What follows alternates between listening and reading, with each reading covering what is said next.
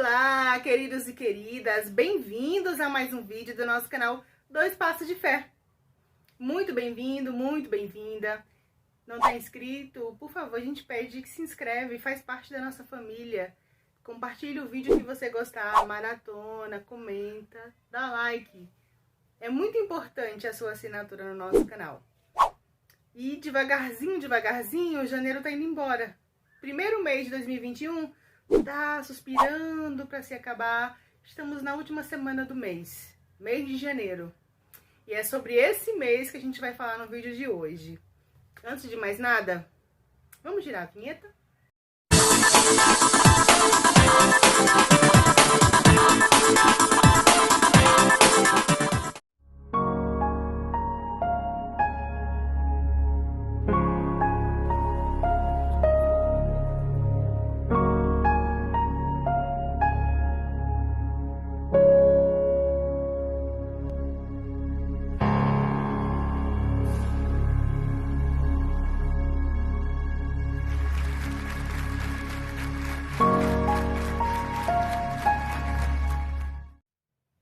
O ano era 2013, exatamente 8 anos atrás.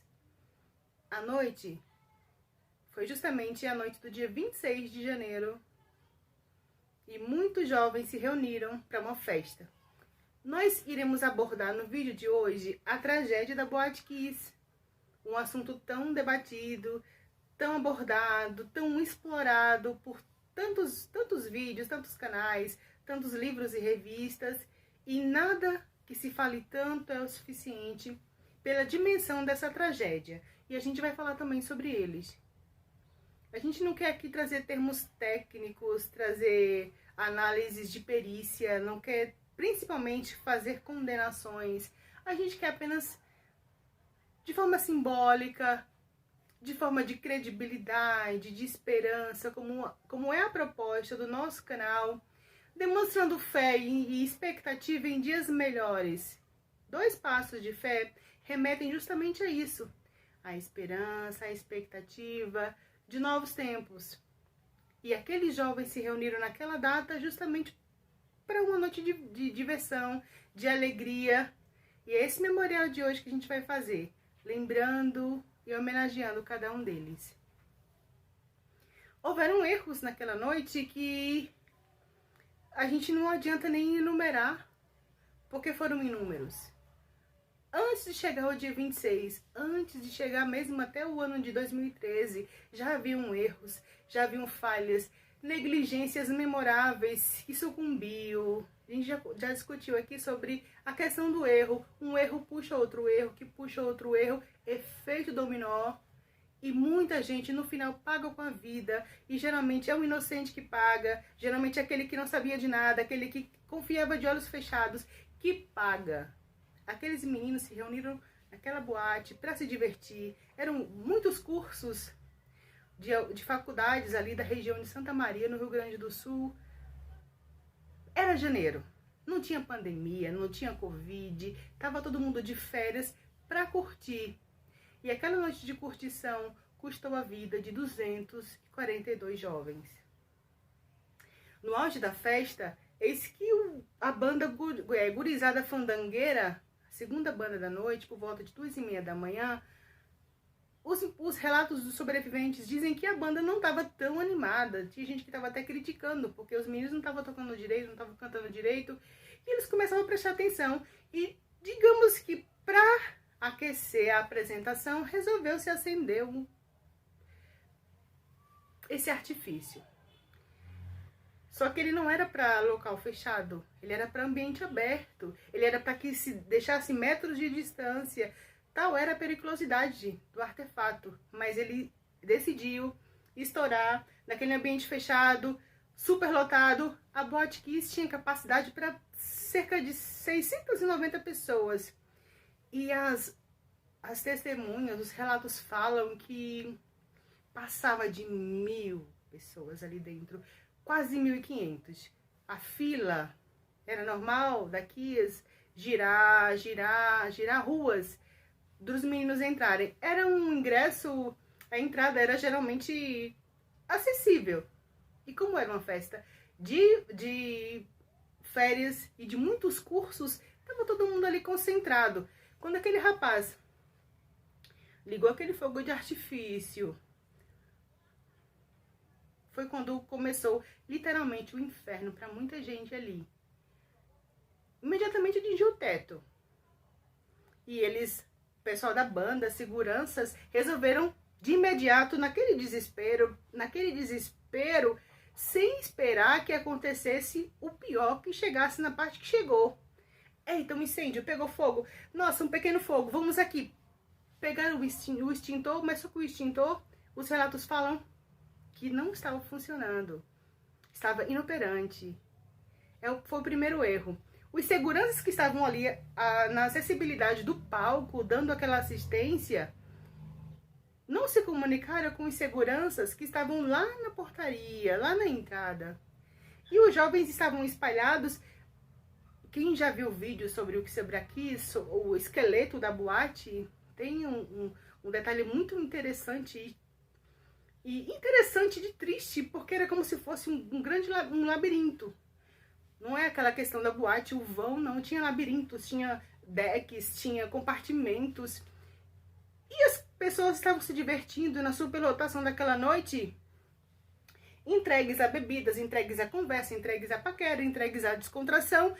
E alguns perceberam que tinha algo errado sim no palco. E o desespero dos meninos em apagar. O extintor não funcionou. Vamos jogar água. A água... Que água? Água de garrafinha não apagou. Então começou sim a se gerar um pânico de fugir, de escapar daquela noite, daquele momento. Aí sim, começou a haver a gritaria, começou a haver o corre-corre. Gente, a gente não tá falando, a gente tá falando de jovens. Jovens universitários que estavam ali só para curtir a noite, para se distrair. De imediato, os meninos, seguranças que estavam na porta da boate, já havia um histórico de pessoas que queriam sair sem pagar comanda. Como você consome e você não paga? Antes você paga e depois você salva a sua vida. Era essa a política da Kiss. E vamos deixar aqui um parênteses, abrindo e fechando. Eles não tinham treinamento, nenhum funcionário da Kiss, eles admitiram nos depoimentos posteriores. Funcionários de seguranças, ninguém tinha treinamento contra incêndio, então foi ao Deus dará. Tipo, cada um se salve, cada um se vire. E começou a gerar o pânico. Gente, a gente colocou aqui uma colinha para você sentir o peso da coisa. A espuma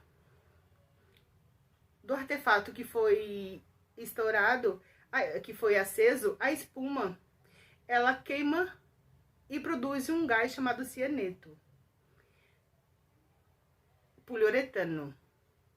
E todo mundo relata que na segunda vez que ele é aspirado, ele já é mortal. Lembra dos campos de concentração dos judeus, aquela matança que houve? Lembra da câmara de gás? É mais ou menos isso. É rapidinho, é coisa de minutos para consumir, te matar, te asfixiar. Você vai evoluindo de efizema, da pneumonia, até que te mata. Então, quando começou o gás, a fumaça, você acha que na Kiss tinha janela para expandir aquela fumaça? Tinha janela não. Não tinha janela. Tinham 3 portas para ter acesso à saída, mas lembra que a gente falou que era tipo um labirinto. E os meninos começaram num desespero total, num afã de salvar suas próprias vidas, amigos procurando amigos. Tem uma postagem no Facebook da época, a gente vai colocar na tela para vocês agora. Foi um rapaz que teve essa iniciativa e colocou no Facebook. Só que a gente não tem dimensão na época onde chegaria essa tragédia. 342 pessoas que morreriam. Não tem. Pensa que é só um incêndio, foi só... Os bombeiros, quando tiveram o primeiro chamado, entenderam que era, nossa, deve ter sido um fio desencapado, alguma coisa que gerou esse incêndio. Não, os meninos estavam asfixiando. Apagou a luz, fumaça e sem oxigênio. Ambiente fechado, portas estreitas e segurança impedindo. Você só passa se você pagar. E aquele empurra, gritaria.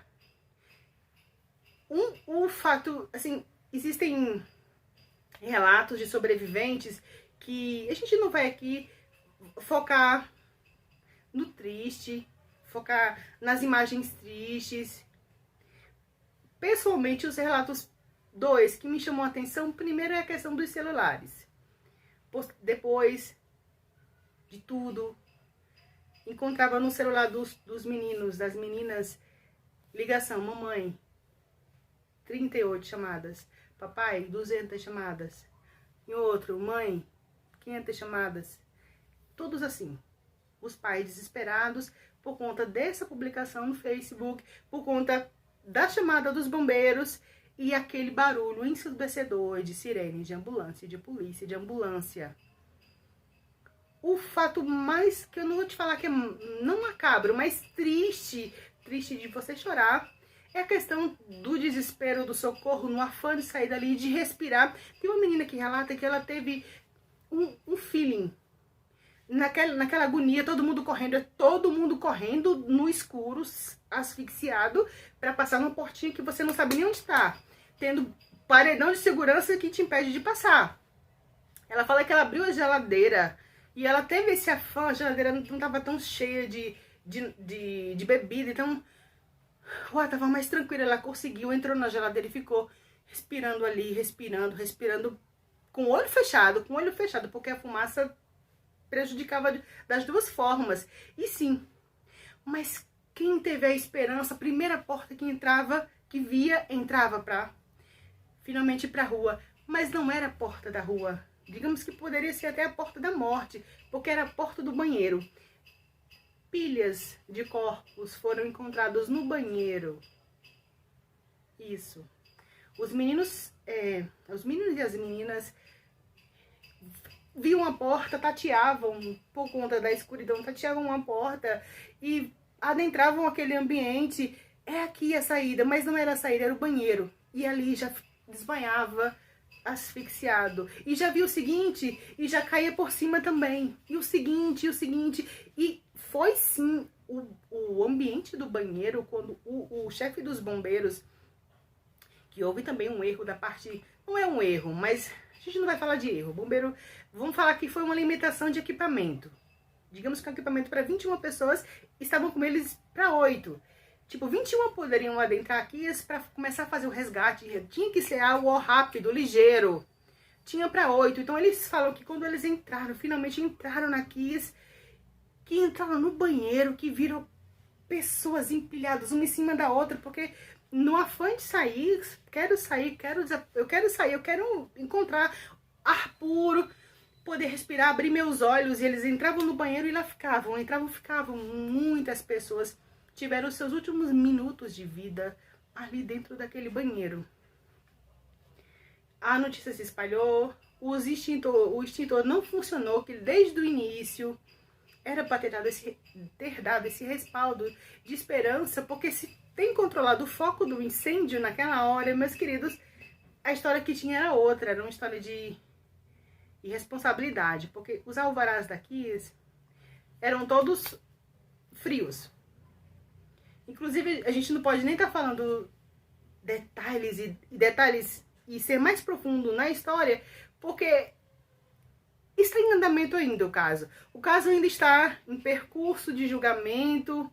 Inclusive, os pais dos meninos, alguns pais estão pagando na justiça por ter falado, por ter escrito livros, por ter gritado por justiça, porque o filho dele, a filha dele, saiu para se divertir. E em 24 horas estavam sendo enterrados. 335 morreram na noite, diretamente na hora. A maior causa da morte, a gente não vai nem fazer o tocante aqui, que foi a questão da queimadura. Mas era uma boate que estava super lotada.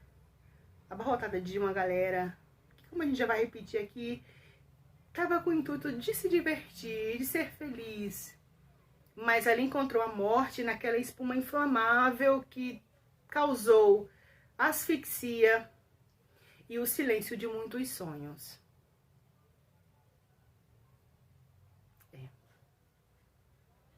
Você pergunta, e tem alguém preso? O incêndio da Boate Kiss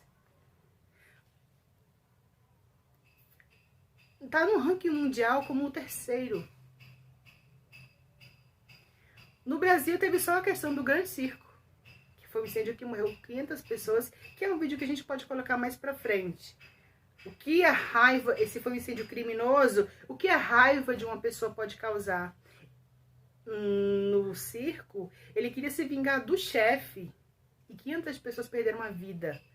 No Joelma, questão de instalação de ar-condicionado. Mas na Kiss, foi a negligência e a visão de sempre valorizar o mais barato. Eu pago mais barato para eu ter mais lucro. Os vizinhos reclamavam do barulho. Os DJs queriam uma coisa, um som mais acústico. Então vamos revestir de espuma. Qual espuma que a gente vai colocar? Uma espuma profissional? Uma espuma que seja anti-incêndio, testada por bombeiros? Não. Os bombeiros, quando faziam a inspeção, eles olhavam o extintor, olhavam portas, acabou-se. A espuma estava ali como uma bomba relógio, esperando o momento de dizer assim: vou escrever a história de uma tragédia. No dia 26 de janeiro de 2013, foi assinada a sentença de morte de meninos e meninas que não tiveram culpa de nada. Eles tinham sonhos, eram futuros médicos, eram futuros veterinários, futuros publicitários, futuros mestres, professores, pessoas que estavam ali acompanhando outras. Muita gente morreram seguranças, morreram gente da banda, morreu civis, pessoas que não estavam na boate, mas chegaram para ajudar, morreram, porque o gás era altamente venenoso. Gente que saiu, estava na boate, conseguiu sair, meu Deus, eu consegui sair, voltou para ajudar, pegou um, voltou para ajudar, pegou outro, pegou mais um, ajudou 5, 6, ele morreu, porque ele ingeriu aquele veneno, e aquele veneno corroeu os seus pulmões em minutos. São histórias que a gente já falou desde o início, estamos caminhando para o encerramento do nosso vídeo de hoje, mas são histórias que a gente, se for relatar, a história dos sobreviventes, dos 680 pessoas, por exemplo, que ficaram tratamento, queimaduras, não só físicas, mas queimaduras traumáticas, de quem tava com um namorado e saiu pra procurar um namorado. O namorado... Tem uma menina que, ela, inclusive, acho que é da Yasmin, uma história bem interessante, que ela tava com o namorado e na hora do inferno, do desespero, ela se perdeu dele e ela teve o ímpeto de entrar no banheiro pra procurá-lo. Lembra que a gente falou sobre o banheiro? E alguém a puxou e levou, sabe, não nem puxou por puxar, mas aquele desespero de sair, então você vai na galera, vai no empurrão. E ela foi empurrada pra fora. Se ela tem entrado no banheiro, a história dela teria encerrado ali. Sobreviventes que relatam que saíram andando de 4, cegos, tateando, conseguiram encontrar a porta porque iam empurrados. Pessoas pisoteadas, caiu no escuro naquele momento. Um abraço para quem caiu porque era pisoteado e não conseguia escapar. O ginásio de esporte de Santa Maria recebeu os corpos dos 242 mortos. 335 morreram no dia, como a gente falou, mas mais 7 morreram mais para frente. Ao todo, a tragédia da Kiss ceifou 242 pessoas. E a gente termina esse vídeo. O intuito do vídeo não era trazer uma história triste, era de trazer uma história. A gente tem que entender que a nossa vida é um quebra-cabeça, é uma coxa de retalhos, cheio de pedacinhos que a gente tem que estar montando. A gente não pode pensar que a vida é só filme, é só série, é só diversão, é só música, não. Existem histórias que não tem, às vezes, nem nada a ver com a gente, mas ao mesmo tempo tem. Porque a tragédia da Kiss, anos antes, bem pouquinho tempo, havia tido na Argentina. Poxa, que lição. Não, a gente tem lição, mas não aprende. Às vezes a gente precisa sentir na pele. Sonhos foram encerrados. Mas a memória ficou. Ficou a lição. Em nome das 42 vítimas da Kiss, a gente deixa um beijo, um humilde beijo, mas um abraço sincero e conterno de solidariedade, de força, de luta. Pode ser que para essas pessoas, para todas essas famílias, seja uma luta pro resto da vida, por justiça. Por justiça. Queridos, a reflexão do vídeo de hoje é justamente a luta e a importância da história. Até o próximo vídeo.